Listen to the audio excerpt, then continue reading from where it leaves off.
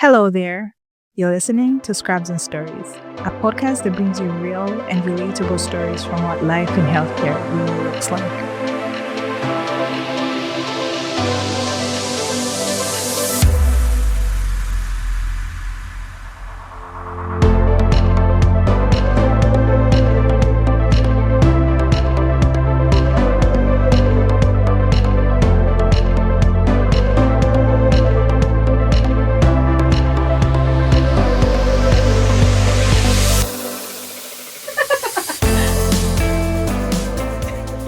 Glad to be here. I'm so glad to have you on the podcast. Would you introduce yourself? Okay, so I'm Emilie. Yes. I'm 25. I'm originally from India, but I grew up in this little country in the Middle East called Bahrain. Okay. It's like a tiny island that's, I think our closest neighbor is Saudi Arabia. We have like a bridge linking us. And everybody's reaction when I say I'm from there is, where is it? I know. But yeah, and I came to Poland when I was 18. Started studying medicine at Jagiellonian at 19, and now here we are. Here we are. Tell me about your childhood, growing up in Bahrain and moving there. Did you move there from India or? No, so my dad already... my dad moved there, I think, in the 80s for just, like, a better life, to have a better job from India. And then him and my mom got married in the early 90s. And then they had my brother. They met there? Oh, no. Okay. I think it was arranged. Oh, yeah. It was in India. Okay. Yeah, they had my brother. And then 7 years later, they had me. Yeah. So they were already living in Bahrain. But I was born in India, actually, in Goa, which is the state that I'm from. Yeah. Because my mom just wanted to, I think, have the care of the Indian system. Yeah. Plus, I think my grandma was living there. And then, I grew up in Bahrain, went to school there for all 18 years. Yeah. And it was pretty amazing. I loved it there. Okay.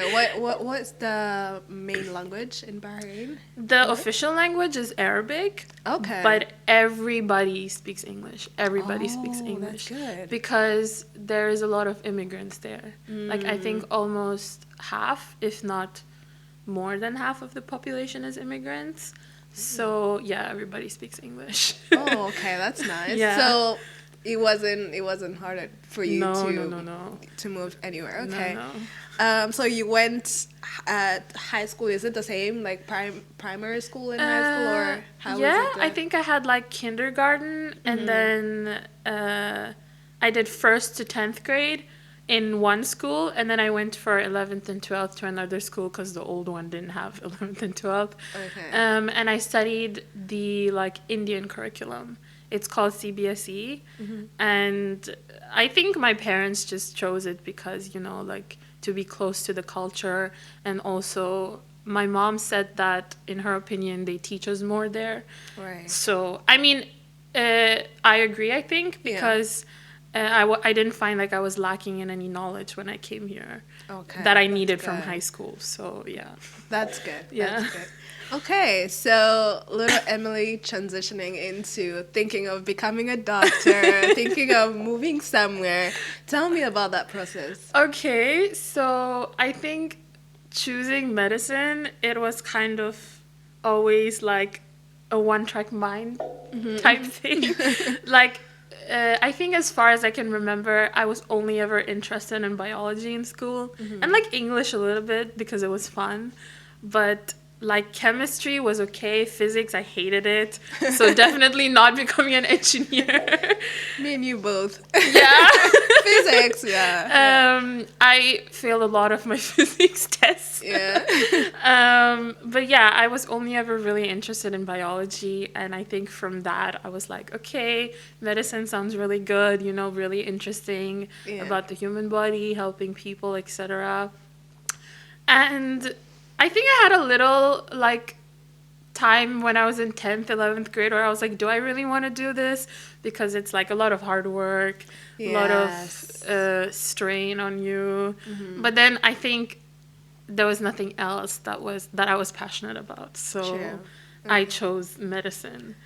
And as to how I ended up in Poland, my brother, when it was time for him to go to university, he went to Germany to study, and I was also gonna go there because if you study in German, it's free, as with all European countries.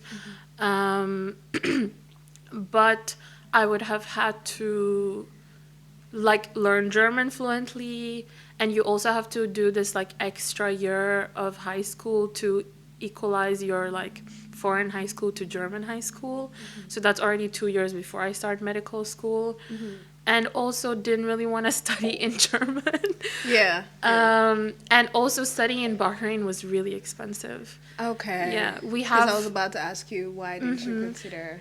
We have like a branch of RCSI from Ireland in Bahrain, but it's ridiculously expensive. Like, I think you have to pay like, I think in total it would be like $250,000 if you study for like 6 years or something like this. That's a lot. Yeah. It was quite expensive. So didn't want to stay in Germany to study in German. And then I was looking, Poland has a lot of English degrees for medicine, and it's quite cheap too. True. Cheaper than like the UK even. I didn't really look at any other European countries, but yeah. And so after I finished high school, I actually lived in Germany for like 5 months studying German because like another language is always a good skill. Right. And then I went to Warsaw for pre-med. I think you did that too. Yes. Were you like a year ahead? How come? I think I did it in 2018. Oh, I did it in 2019. Yeah. So a year before you. Oh, that's crazy. I didn't know. Yeah. And lived for a year in Warsaw, and then how was the pre-med experience for you to be? It was pretty good. Like it is just a repeat of high school knowledge. So you have physics, chemistry, biology.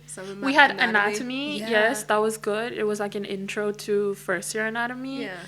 And we had some like side subjects like medical English or something like this. I don't really remember. But it was it prepared me for the entrance exams, I would say, at least, if nothing else.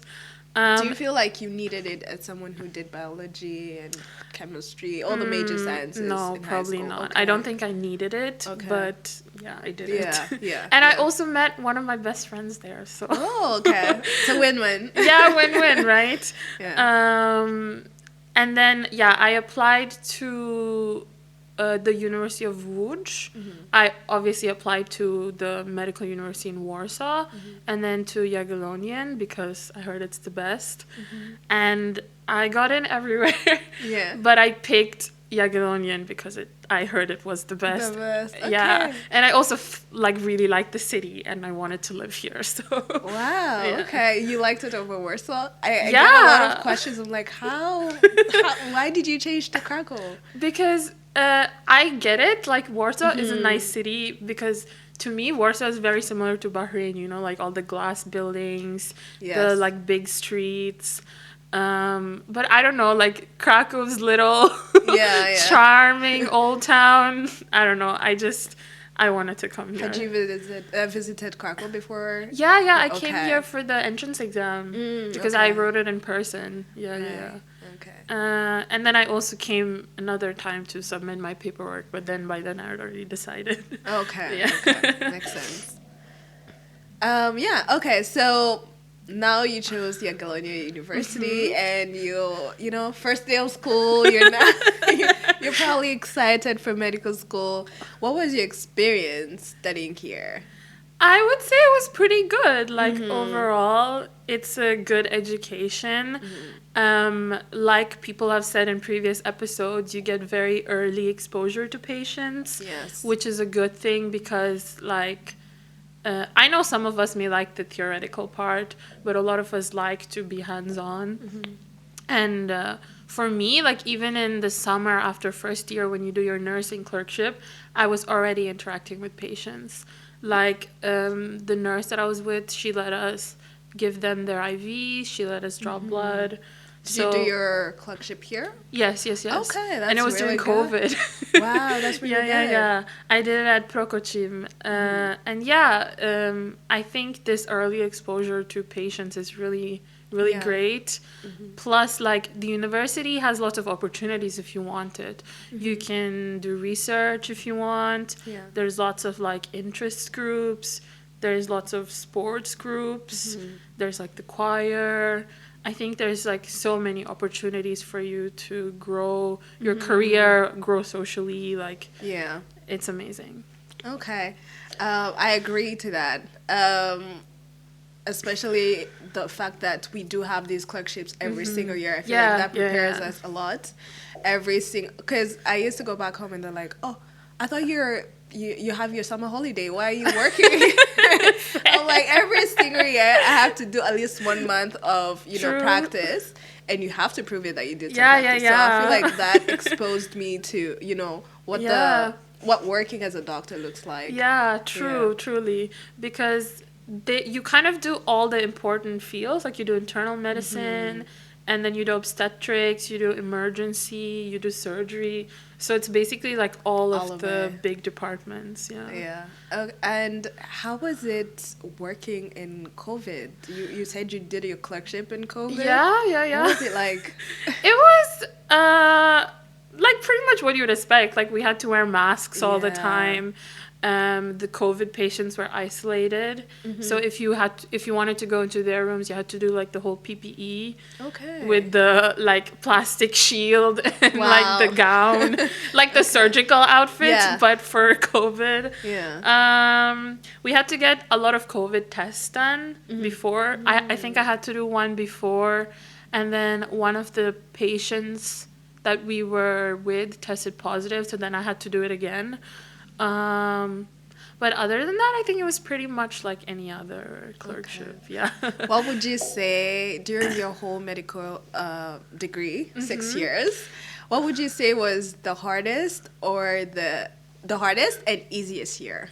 Oh, okay. For you? Yeah. Okay. I think I have a different experience to other JUMC students because, like I was saying, our first year, like the second semester of our first year was COVID.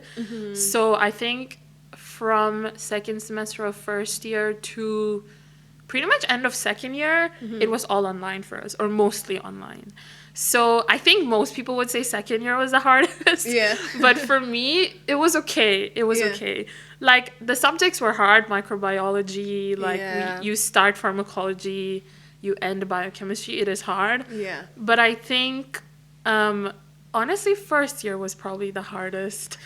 Like, when you're in school, you have school, then you go home, you relax, blah, blah, blah, right? But in university, it's up to you. So, like, sometimes you had classes all day from, like, 9 a.m. to, like, 7 p.m., 8 p.m. And you have to, like, quickly eat somewhere in the middle. Right. Yeah. And, I think first year was the hardest. Like, finding your place in the university with your friends, finding the best way for you to learn. Yeah, true. And also, like, adjusting yourself during the COVID period. Exactly. Especially you're not meeting anyone, it's isolated. Yeah. And just adjusting, like, socially, adjusting to a new country, a new place. I think first year was the hardest for me. And the easiest, I would say, is fifth year. Yeah, I agree. Fifth year is pretty chill, not gonna lie. I don't even remember the subjects we had in fifth year. I think we had infectious in fifth year. But fifth year was pretty chill. It was.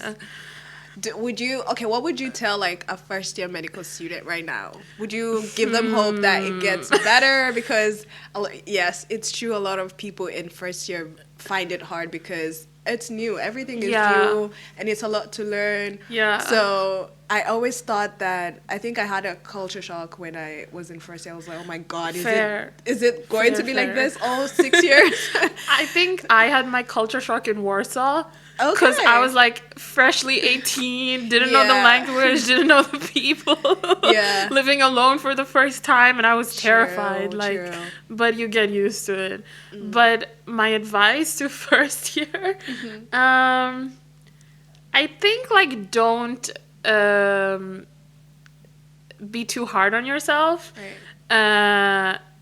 It's okay to feel like overwhelming, I guess.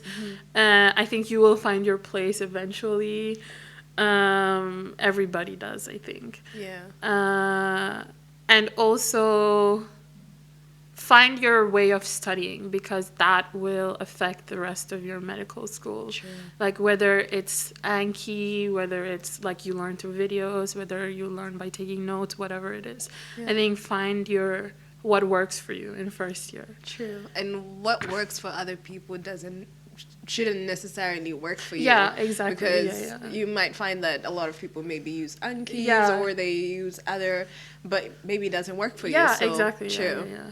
Like Anki didn't work for me with every subject. Anki Yeah. worked for some, it didn't work for the others. Like, Yes, yeah. true. I think Anki started working for me in the later years because in first year I didn't really feel like it was actually helping, because anatomy I have to really see, Yeah, for example, yeah. and I have to pin everything. Yeah, you know? yeah. So yeah, true. So tell me, you've gone through first year, you've gone through second year, third year. You're starting to now experience the clinical side of medicine. Tell me your first experience, that experience of now being exposed to the clinical experience in third year. Okay. I think my first ever rotation in third year was surgery. And I still remember like the first time they let us watch a surgery. Yeah. It was a cholecystectomy, which I think now we know is a pretty common surgery. Yeah. But back then I was so excited. I was like, oh my God, we can see inside the body. They're like cutting the like fascia, they're cutting the thing, they're cauterizing, and I was like, wow, so fascinated by everything. Yeah. And I remember this still, but I think the most rewarding part of clinical rotations is like connecting your theoretical knowledge to physical, True. like to what the patient's symptoms are. Yes. And also, not everything is straightforward. Not everything is like in the textbook, as we know with ECG. True. Like nobody's sinus rhythm looks the same. Yeah, it always looks different. Yeah. True. Yes.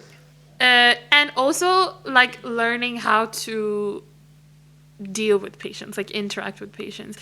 Like there's a lot of old people who are lonely, and when medical students come to interview them, they just want to talk because They're happy. Yeah, they're happy. A lot of people are like that. They Yeah. get excited to talk to us Yeah. because like it's the best part of their day. I mean, they're sick in the hospital, right? Yeah. It can't be good for them. Yeah, just having empathy towards patients. And yeah, I Yeah. think that's it. I agree with that, because that experience in first year, second year, you're in books, literally. You're just doing exam Exactly. after exam, and at some point you feel like, is this really what it's Yeah. going to be? But now in third year, fourth year, and fifth year, when you start getting exposed to different departments, Exactly. internal medicine, okay, you see, okay, this is how it's done. Radiology, okay, this looks interesting, you know? I agree, It just boosts your mood. Yeah, and, yeah. So, when we get to fourth year, sixth year, or fifth year, we now start thinking about, okay, what's gonna come next, you know? For me, it was fifth year. Oh yeah, I think people have it in different years. Some people, okay, in first year they already know what they Yeah, true. They already True, know what they true. want. They Yeah. already know their pathway. others in third year, that's when, okay, if you want, for example, if you want to go to US, now you have to start thinking about exams and stuff. So others in fifth year, it's when it starts clicking. It's like, okay, time is ticking. I should start thinking about what's next. So when was the first time that you actually started feeling like, okay, I need to start thinking about my next move after medical school? I think, my wake-up call was in fifth year. That same summer, I also started learning Polish outside of medical school. And I'm glad I did it because it's also helped me to like understand our patient conversations better. I did A2 intensive and then I did B1, like the slow B1. And I also did like the official B1 exam. And I passed. Wow, you're really good at Polish. Honestly, like bigger achievement even than studying medicine because Polish is hard. It's hard. It's hard. Yeah, Polish is hard. What period? How long did it take you to go from like A1 to B1? A1, I think through medical school, Yes. like the Polish that they teach us. Yes. And I think also like I know some A2 knowledge, but I still did the A2 intensive, which was a month. And then the B1 semester course was 5 months. And it was like twice a week in the evenings.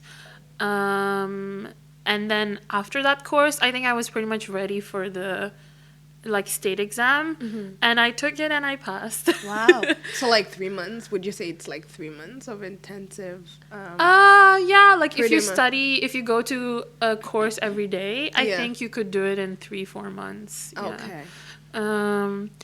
And also like when you are I noticed that because of having practical classes in Prokochim, I picked up on a lot of medical words too. Yeah. And also like when I hear my colleagues question the patients in Polish, I could be like, oh, so this is how you say this in Polish, right? And I really understand, I think, a lot of what patients say, but I'm really bad at speaking. Yeah. It's hard because sometimes also, patients will be speaking really fast. And yes, true. For you to get to catch on what they're saying and then think about what you're going to say, it's hard. It's like hard. I find myself sometimes I understand, let's say like 80% of what somebody says, and then sometimes I understand 0. Like I understand dzień dobry. Yeah. That's it. Like you can try to pick up what topic they're talking about. Exactly. And then you just put the pieces together. Yeah. Like, maybe that's what you're saying. Yeah. Yeah. I was considering Poland for a little bit, and Poland is pretty straightforward. Like you do Polish stage, and you can do it as a foreigner, but you have to take the medical Polish exam, which is quite hard, I think. Yeah. And then you can do the paid Polish internship, and then the residency. Okay. And try to differentiate those stages. You talked about 2. There's an English and Polish stage. Okay. Right? Yes. Okay. So how different are they, and who is the best candidate for these stage? Okay. So the Polish stage, it's 13 months, and it is in Polish. Like you work in Polish, but you get paid. You rotate through different departments, like just like 6th year, and then I think you do an elective in whatever you want to do. Okay. And you have to pass the medical Polish exam before you get your license to do the stage, because you need this to get the license in the like medical chamber. Okay. So if you think you can master your Polish, then go for it, because you get paid, and you do learn a lot from what I know from the people who have done it. The English stage, you pay to do it, and you do learn things. Like I have learned things, but it's more like a formality to go to other countries. Right. People say that practically you can stay in Poland with this English stage, but I don't know if anyone has done it. I don't know if it's possible, because at the end of the day, you have to have the Polish language. True. So why not do it in Polish if you're gonna Stay here anyway, right? Okay. Yeah. So the English stage, because that's what I'm doing. Yeah, you have to pay for it. It's 35K PLN, so 35,000 for 6 months. And yeah, you're basically rotating through all the big departments. Like we have internal medicine, pediatric surgery, OB-GYN. We had anesthesiology and emergency, psychiatry, and family medicine. Okay. Yeah. So how different is this stage from like the medical day-to-day life? Because in 6th year we pretty much do the same thing. We're in the hospitals, we're shadowing doctors. If you get a chance, you might be able to do, Some hear stuff. some stuff. Yeah. So how different is this experience from medical school? So I think it depends on the department you're in Right. a lot. Our first one was internal medicine, and we did it in geriatrics. And I think I actually learned the most there, because they were basically giving us patients, and we had to look after them. So we have to read up on their whole history, see why they're here, what is happening with their medications, if everything that needs to be done, like let's say they're here for a colonoscopy. So what is the pre-colonoscopy checklist, post-colonoscopy checklist? And so we were doing this, we were seeing like the whole view of the patient. Right.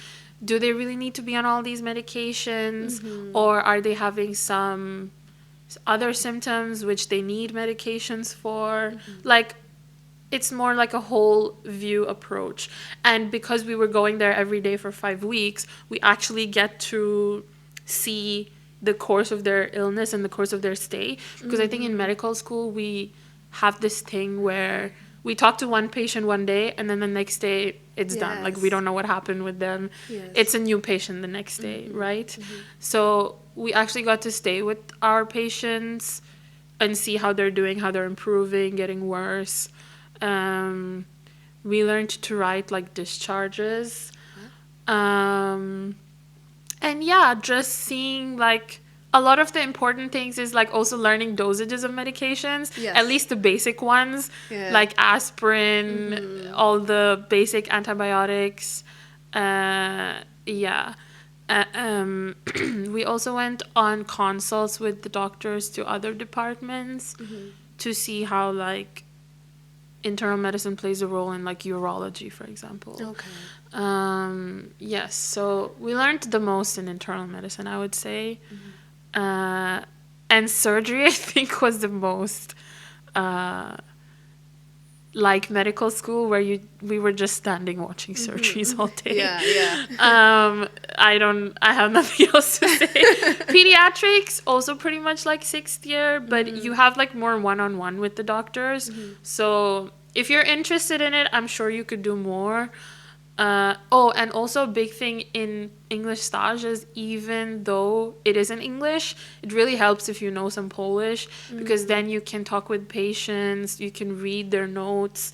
Yeah. Because like, I think most doctors, they're willing to do what you want as long as you ask for it and you're willing to do it. Okay. So if we wanted to do a lumbar puncture, one of the doctors offered, and I could have done it, but it's a lumbar puncture. It's scary.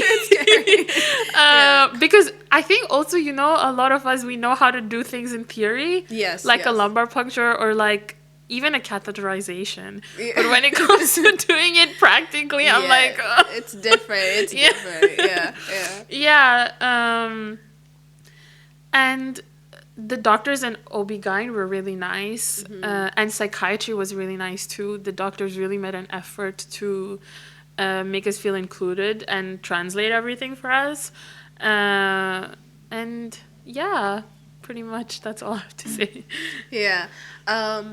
So, before we even get into the stage, right?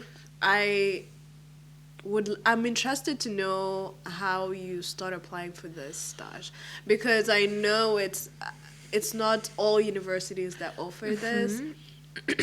As someone who's just finishing sixth year, when should they start? How should they apply for this stage? When should they start thinking of applying this for a stage? Tell me about that process. Okay, so basically a lot of medical universities who have English courses in Poland, they have English stage but for their own students. Okay. So like Łódź has it for their students, Poznan has it for their students. I think University of Warsaw is the only one that accepts other students, but they give preference to their own students first. Okay. So if they have space after their students get an English stage, then you will too. I actually wasn't sure if Jagiellonian had English stage or no, but I asked Edita around like March, April. I think it was after the February exam cycle, and she told me like, okay, so I know you're interested, and then I think in about May, they emailed me with the contract because you have to sign a contract. And yeah, I think that's it. Like even in June, I think you can still say that you're interested in it. Okay. Because the whole process was like it took the whole summer basically. So I signed the contract I think in June, paid the money, and then there's a couple of things you have to do. You have to get indemnity insurance, which is like a liability insurance in case you do anything wrong. You have to get like the occupational doctor checkup, which was pretty straightforward because they give you the referral. And what else? I think that's it pretty much. Okay. So Let are me you check saying my- that you have to do this before you graduate? No. You Okay. can, like the indemnity insurance, I got it during the summer. The doctor's checkup, I did it in September. Okay. Uh, But oh. the contract, you have to sign it before you graduate. I don't know if there's a deadline for it, Right. but I did it no, you don't have to sign it before graduating. You can do it after, I think, but I just did it in June. Right. I don't think there's a deadline, but you should definitely email Edita, and she will give you the contact of the right person for it. And yeah, you also have to do the criminal record thing. Right. But for me, I just asked the school office to send over the ones I did in sixth year, and they accepted that. So Okay. yeah. And so when does this stage start? It started in October. Okay. And First of all, the documents, all the documentation, do you submit it to the school office? Where do you submit it to? so the English stage is run by the postgraduate studies department of Jagiellonian. So I submitted it to them, which is a different office, but it's close to the anatomy building. Okay. It's on that street, like the Kopernika street. And yeah, they basically keep you updated from there. Like they email you what you need to submit, if you're missing any documents. And yeah, then you get like your training schedule. And then before every like block of specialty starts, you get like your doctor that's in charge. And then you have a little book that you have to like get stamps from to show that you were actually there. Okay, you have Yeah. the book as well. Okay. Yeah. It's like 6-year papers, but we actually have like a little booklet. Right. Yeah. Right. Okay. And when does it start? Yeah, it starts in October and ends in March, the end of March. So it is exactly 6 months, and it has to be exactly 6 months. And once we're done, they're gonna give us a certificate that says we did it. And I think the number of days is important because if you're if you're short a few weeks, then they make you do those 2 weeks that you missed. Because when you finish, you get the certificate that you finished, and you have to take this to the Minister of Health in Warsaw, and he stamps it saying that, okay, this is valid. This is a valid internship. And with that, then you can apply for like in Germany, in Austria, and Sweden, wherever you Is want. that what's called the license? That is it the same? I don't think it's a license technically, Okay. because the Polish people, like if you're doing the Polish route and doing the Polish stage, you get a PVZ from the medical chamber in Krakow if you're doing it in Krakow, because each state has their own. But for us, after we get this stamp from the minister, we can apply to the medical chamber in Warsaw, which is a national one, for a certificate of having full qualifications as a doctor in Poland. And then this is kind of like the equivalent of the license, I think. Okay. Yeah. Okay. Right. Oh, A lot of information. have to process all of that. Yeah. That sounds like a lot, but do you feel like it's a worth it experience to go through? Someone would be thinking, like, I'm in 6th year. I don't know where I'm going next, especially because the UK has, we don't have that many choices. Yeah. So if someone is in 6th year and they don't know what their next move is, do you think it's worth it to think of doing a stage? I think it's worth it for sure, because technically with the English stage you should be able to go anywhere in Europe.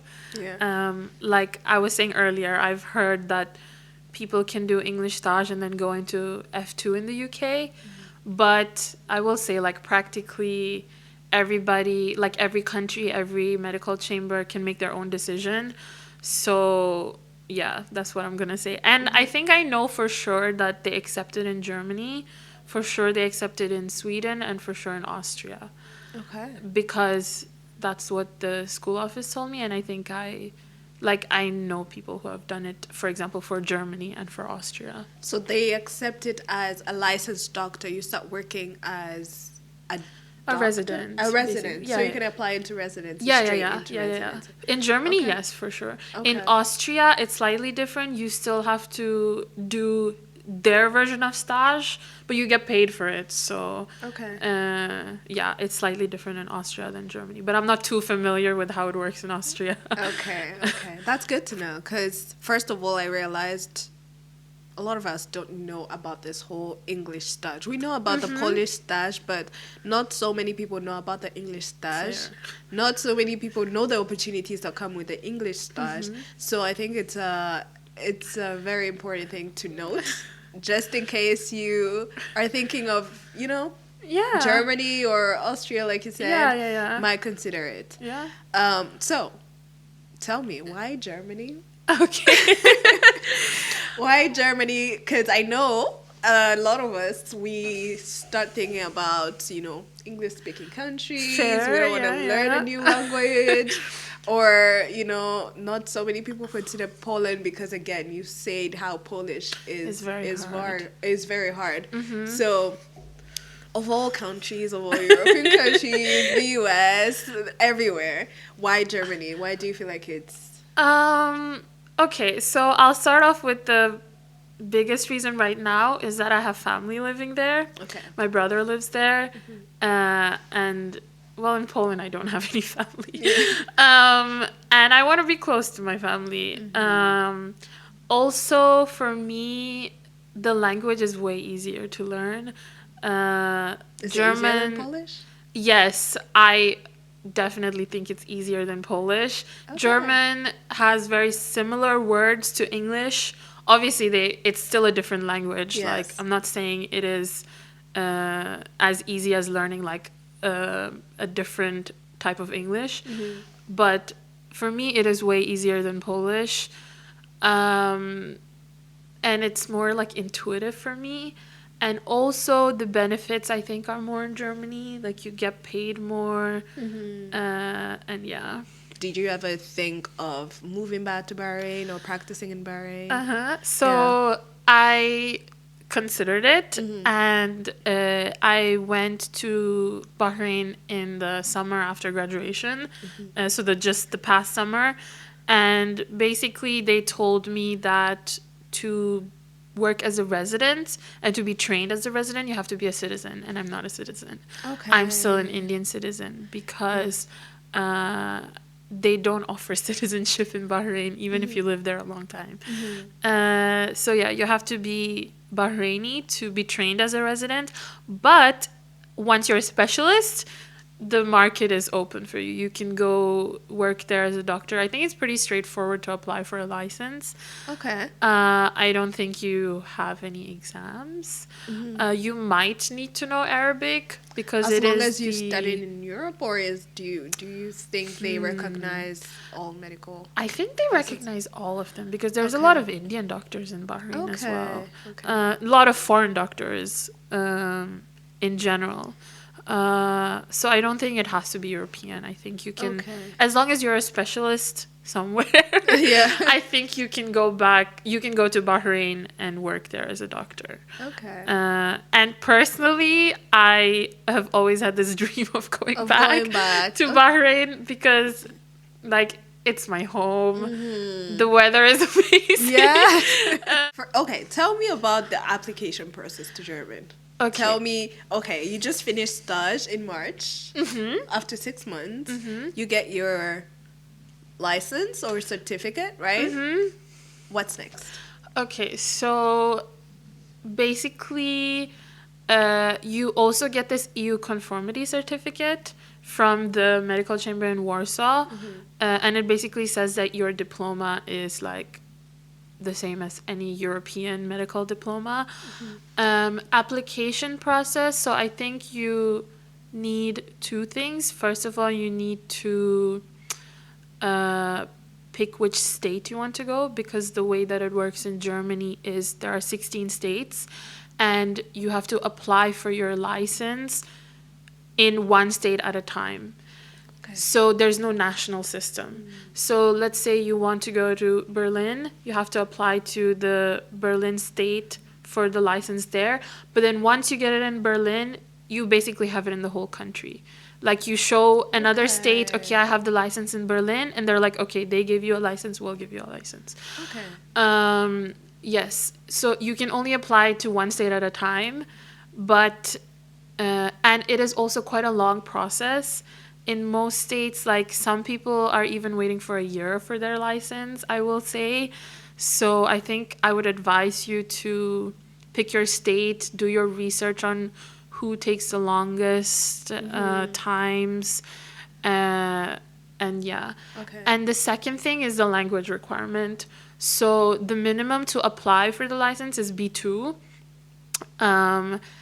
And then you can submit all your documents with B2, and the list of documents is like available on the medical chamber website of each state. So if you want to go to Berlin, there's the medical chamber of Berlin. They have the list of documents that you need. Same for every other state in Germany. But I think the minimum language is B2. And then you submit your documents, the ones from Poland as well. The ones from Poland that you need are for sure your diploma, the stage paperwork, and you also need to do the LEC exam. Okay. Or you need the LEC exam to get this full qualifications document. Then you can start applying for your Approbation, which is the German license. Okay, so you just submit all the documents and then you wait to hear from them. Yes. Okay. So the B2 exam, it needs to be like an official exam, like a Goethe or TELC exam. You submit your documents. There are some other documents, of course, like there's the criminal record that you have to submit. You have to also write a CV in German. And some other ones I can't remember, but you submit everything, and then after submitting, this is when you start studying medical German, because right now your German level is B2, right? So you start studying medical German, and then the medical chamber looks over your documents, says, okay, everything is good, and then they call you for the medical German exam. It's called the FSP. Okay. And basically, yeah, you have to pass the medical German exam. And if you pass it, then I think you get your license after this. Okay. there are some alternative ways for this medical German exam. So some states accept external certificates of the medical German, so you can do it externally and then submit them the documents saying, okay, see, I already did the medical German, and they accept it. But some states, they want you to do it with them, Okay. like okay. internally, if you get what I mean. Yeah. So like you do the exam with the state. Yes, Alright, exactly. okay. And I think the wait time to be called for the exam, it depends again on the state, but it can also be long because there's a lot of applicants. Yeah, and then I think after you pass the medical German exam, you pretty much just wait for your license. Okay. And Yeah. once you get the license, you have Apply. to apply to Jobs. hospital. Yeah. Okay. It's like, it's not a centralized system. So after you get your license, yeah, you just apply for jobs like any normal person. Okay. Yeah, Do you yeah. feel like it's hard to get a job after that process? I think it depends on where you go. There are some states where it's saturated, but there are some states where they really need doctors. So I Okay. think it depends on the specialty as well. Like I think radiology is very high demand. Dermatology is always high demand. I think internal medicine is okay. Like you probably would get a job. Yeah, depends on the state, depends on specialty. And also like another thing in Germany is that you apply to jobs directly. It's not a central system. Okay. So you really have to have a good CV, I think. All right. Yeah. So when you apply for these jobs, is that like an application into residency, or Yeah, is yeah, it yeah. like you're just working? No, you're applying for residency jobs. Yeah. Okay. Yeah, okay. yeah. I see. Okay, that's a long Yeah. that's a long process, but I feel like it's worth it. Yeah, I think for me it's worth it. I think Yeah. because yeah, like I said, language is easier, family. If I decided to take that pathway, how long do you think it would take me to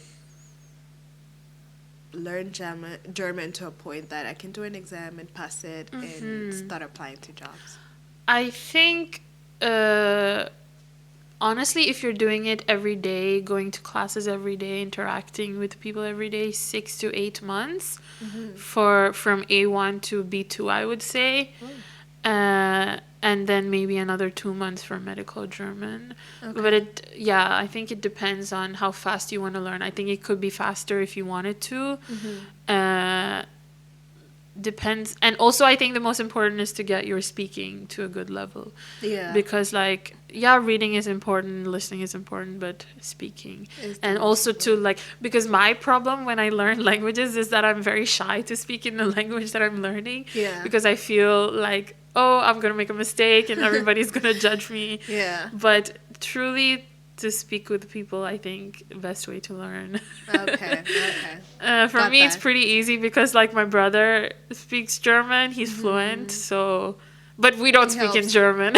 Okay. It's just weird for us, I think. Yeah, because it's one thing to learn it; it's also another thing to actually have live a in conversation. it. Yeah, in the language. Okay. And also another thing, I think the German government is very supportive of these professions like doctors because they really need doctors. Everyone is telling me that they really need doctors. Okay. So for example, I was talking earlier about the agencies that help you with the Yeah. administrative process, and they're free, and this is also from the government, but there's also a lot of headhunters, I think once you get your license, who help you get job interviews. Also there's a lot of like you can have the medical German courses for free if you prove that you have an application for the license already. So yeah, you There's don't a even lot have of to pay. opportunities. Yeah, That's- there's also actually a visa called the opportunity card for Okay. Germany, and it is, I think, they give it for a year, but it can be extended. And you apply for this. Let's say you're coming from not outside the EU, you can apply for opportunity card, and it's basically a card to help you learn German, get your qualifications recognized. It's a visa to help you do this. Wow. And I think you can also work part-time with this visa. So yeah, That is there is really a lot of cool. support for foreigners and immigrants in Germany, I think. Okay. Yeah. That's good to know. Also another reason I think why it's nice to go there. Yeah, because we talked about all this process, but this is for only. We're talking from a perspective of EU graduates, right? Yeah. There's also other pathways for Outside. Yeah, international graduates. Do you have any idea of what that looks like in Germany? Yeah, so if you're a non-EU graduate, the one extra, I think the process is, first of all, a little longer. It takes a longer time. And then the second thing is you have to do a knowledge test in Germany if you don't have an EU diploma. So it's called a Kenntnisprüfung, and they basically check your medical knowledge, not your language or anything, just your medical knowledge. So if you apply for the license from outside of the EU, you have to first do the FSB, which is prove your medical German, and then you have to do the medical knowledge test, which is prove your medical knowledge. Okay, and this is an extra test. Yes. And the EU graduates don't have to do this. Okay, I Yeah. see. Is that do you know if it's a written exam or an oral I have exam? no idea, honestly, because I don't have to do it. Yeah. But the medical German exam, it's basically like a whole patient interview. It's a conversation. Okay. You take the history, do a physical exam. I'm not sure if you actually do a physical exam or like pretend to. And then you have to like order tests, give differential diagnosis. It's like what we do in med school, but in Okay. German. Okay, I see. Yeah. I feel like it's hard because there's not like a page, for example, a page where you can go get all Concrete this information. Exactly. I You agree. have I to- agree. You have to go all the way and look for that information yourself. I agree. So it's really good to hear it from someone who's Yeah. already going through the process themselves. Because like personally, I was also very confused with what exactly I need to do and etc. Because I wasn't sure, but did some research. If you feel very overwhelmed, there's a lot of consultants that facilitate this process for you. If you want to go that way, you can do it on your own, of course. There's a lot of consultants on LinkedIn that I found, Okay. and some who reached out to me. Also on Facebook. What exactly do they do? Do you know? They kind of do the whole paperwork process for you, basically. So I think they translate your documents, they submit it to the medical chamber of the state that you want to, and a lot of them also arrange for like interviews at job positions for you. Some of them even give you like language courses if you need it, Okay. for medical German and also for B2. And a lot of them are free because they basically get paid by the hospitals to recruit candidates. So Okay. some of the consultants are free because once they place you in the job, they get the commission from the hospital for giving them a doctor. So if you want to do that, Go ahead. go ahead. Personally, for now, I'm doing it alone. But maybe in the future, I might use a consultant too. I don't know. Yeah. And also, I think the consultants, they also facilitate if you have any problems with the medical chamber and paperwork. Okay. So if you need extra documents or something, or missing documents, they can help you that way. But it's more for the administrative process. Let's talk about residency. Let's talk about residency because that's another very important topic. You know, after in 6th year, you're thinking about a lot of things. There's so many decisions to make in 6th year. First of all, where are you going to go? Second of all, what residency do you want to apply in? What kind of doctor do you want to be? Do you want to be like a general doctor, or do you want to specialize in something else? Okay. Or do you want to take a gap year? So it's a lot to True, think about. yeah. Yeah, it's a lot to think about. So tell me, have you thought of any residencies, specialties that you would like to do? Okay, so I think this is a pretty common thing that everybody always changes their mind on what they want Yes. to do. Yeah. Like, if you ask someone in the first year, second year, third year what they want to do, it just constantly changes. Yeah. I think in the first year, I was like, oh, I want to do emergency medicine because, you know, like everything's so fast paced, Yeah. adrenaline rush. Yeah. But I think. And then at some point I switched to wanting to do pulmonology because like those diseases really were interesting to me. Right. And right now, very ambitious. I want to do orthopedics. Wow. Yeah. And I think I started or fell in love with it in the summer after 5th year because I did some shadowing back home in Bahrain.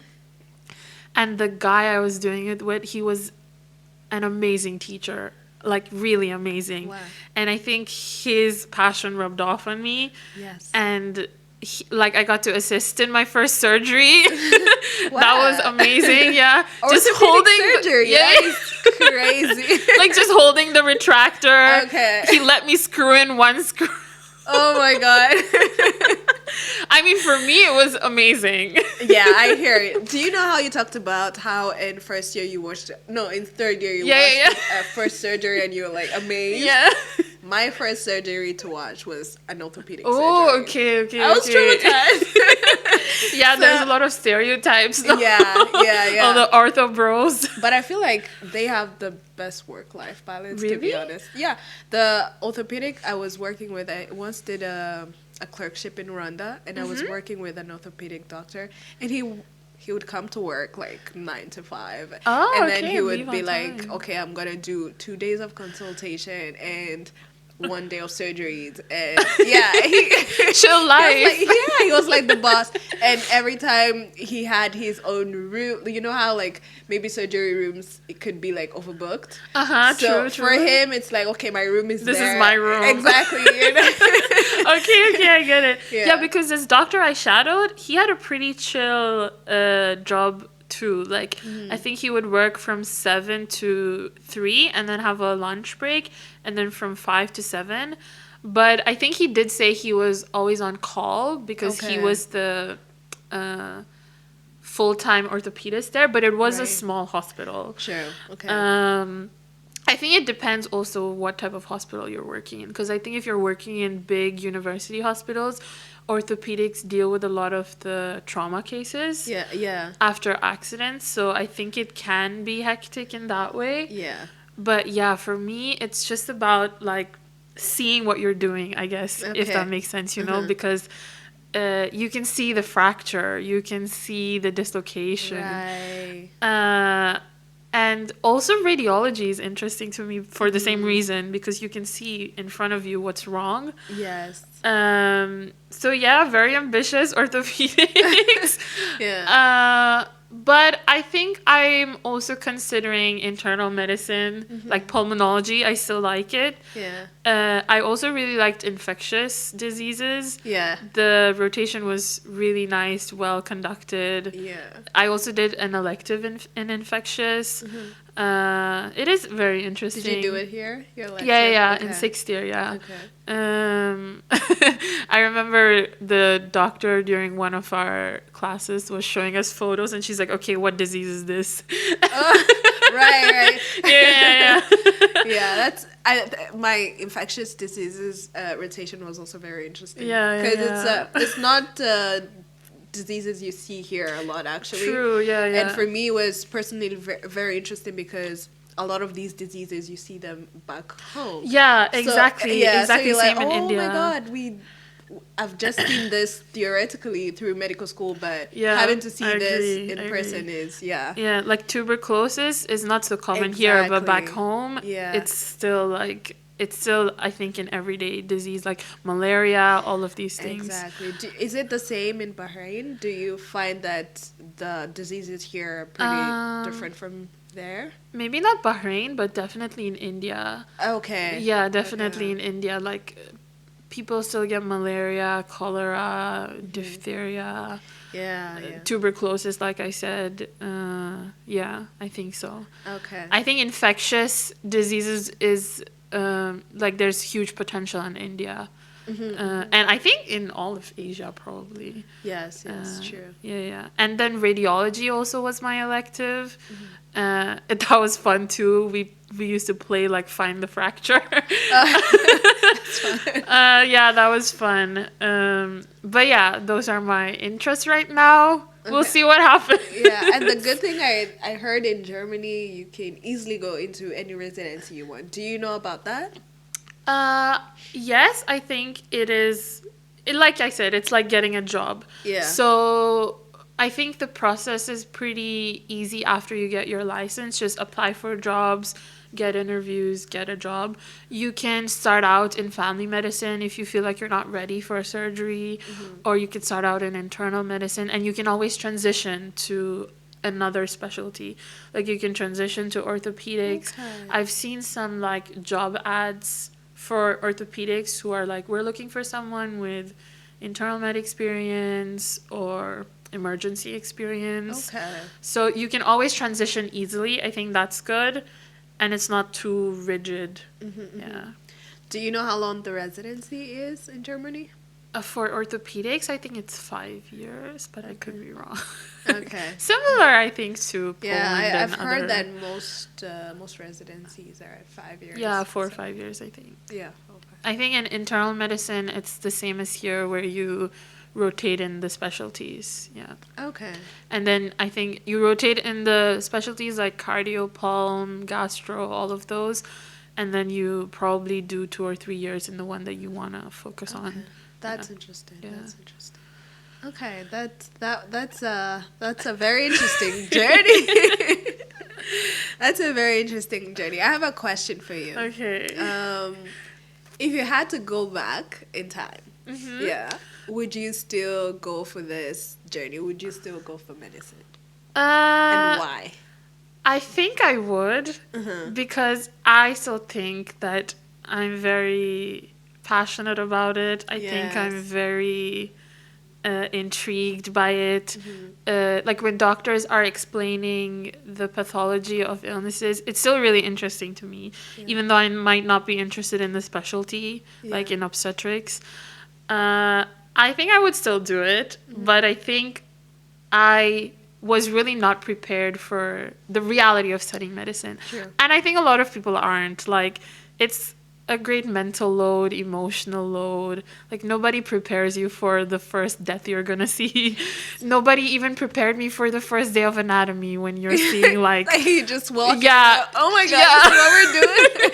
you walk in, there's like corpses there. Yes, and oh my god, that I think Yeah. that was because I also had it in COVID, Ah, okay. so that's the only class that we had in person.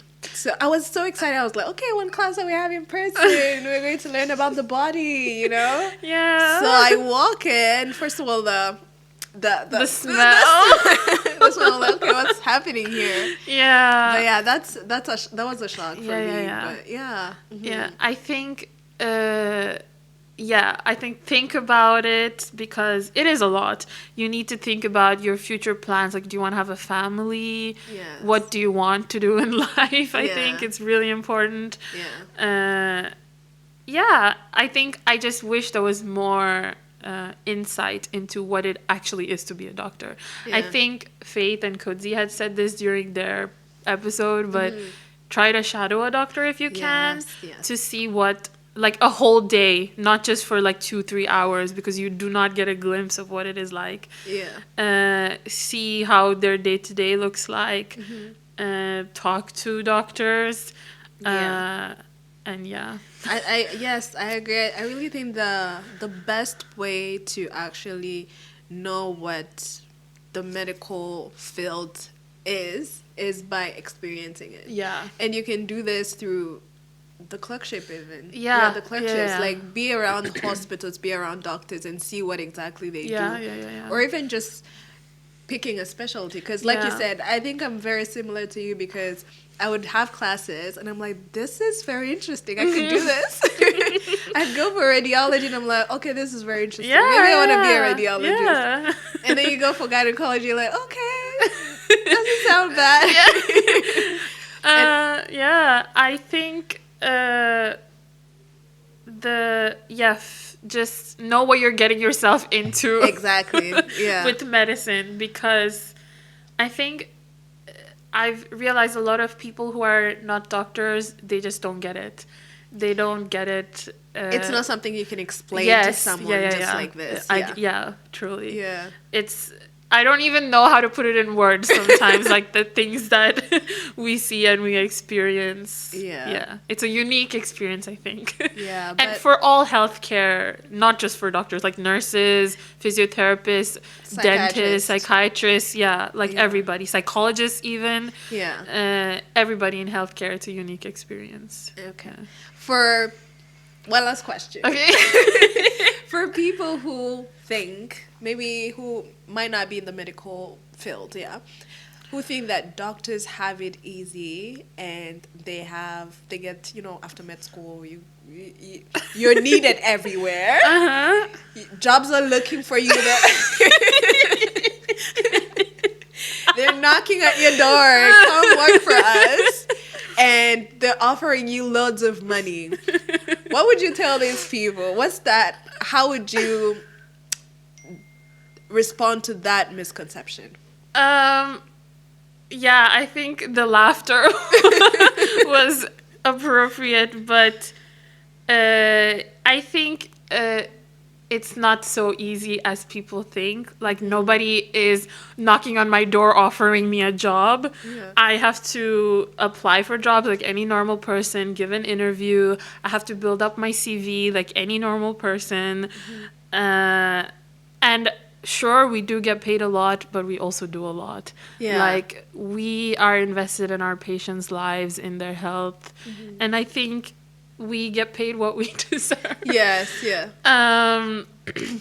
So I think people married to doctors and nurses probably know what it is like the most. Yes. Or like having a family member who's a doctor, but it's not as easy as it seems. I thought that going to medical school meant that everything would be open for me at my feet. It's not that way. You still have to work hard for what you want. Like, I have to learn a new language. I have to move to a new country, do some exams. Yes. Exactly. Like, it's not as easy as, like, just applying for a job and... Okay, no, that's not what... It's just not easy. It's not easy, especially because even... every country has their own rules and requirements. Yeah, exactly. So, like, you just talked about Germany. UK has a whole different pathway, Australia has a whole different pathway. True. So, and you have to follow this pathway. Yeah. If you want to apply to both countries, you have to do both of their requirements. So, it's not easy. But I feel like at the end of the day, it's rewarding. Yeah, I think it is rewarding. Mentally or even, financially. Yeah. So... I think it's even rewarding, like, when patients, they just, like, you just listen to them and they are happy that you heard their problems and are actually trying to fix it. I think so many patients are just happy with that. And I've even experienced, like, so many patients being like, thank you, this changed my life. Yes. Like, yeah. Yeah, that's what makes it worth it. Yeah. I think for me, the fact that even a patient would memorize your name. Yeah, exactly. And they're just exactly, not like exactly. doctor. Yeah. I was doing a clerkship somewhere and you have a lot of patients. You have like 10 patients to look at. And then all of a sudden you hear a patient call your name. You're like, Dr. Samir. I'm like, I've never really introduced myself. The imposter syndrome. Exactly. Like, you know me? You recognize me? Yeah. Yeah, so I think it's very rewarding in very many different ways. Yeah. But it's also something, a pathway that you should really look into and see if it works for you, because Yeah. it has its Yeah, yeah, yeah. challenges as well. Also, like, from people I've met, not everyone is meant to be a doctor. And I think if you, let's say you're in first year and you're like, this is really not for me, I don't think there's any shame in leaving and starting over. Yeah. Like, if it's not for you, it's not for you. Yeah. And yeah. Yeah, I agree. I feel like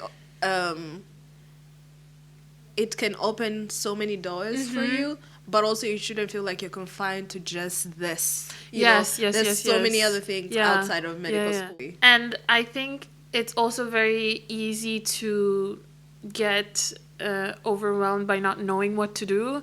It's okay. Like, when I had my wake up call in 5th year, I was like, oh my God, my life is going nowhere. But just calm down, take a deep breath, talk to somebody, your parents, your friends, whoever is your support system. Yeah. It'll all work out. Like, everything will work out. God has a plan. It's going to be okay. It's going to be okay. Okay. Just to close out this episode, I usually ask my guests to give advice to a first year medical student and a final year medical student. So what would you say to these two people? I think first year medical student, this is just the beginning of your career. You're gonna go far. I know it's hard right now. Yeah. Hang in there. And if nobody has told you this, I'm proud of you. Yeah. And to a last year student, just enjoy it. Honestly, like, you don't know when you're gonna see your friends again. It's your last year of being a student before the real world comes. Enjoy it. Don't forget to have fun. Your exams will be fine. Everybody that I studied with graduated. Yeah. And yeah, just congratulations on making it this far. Yeah, really. Yeah. Proud of you for getting this far. Honestly, yeah, it's not easy.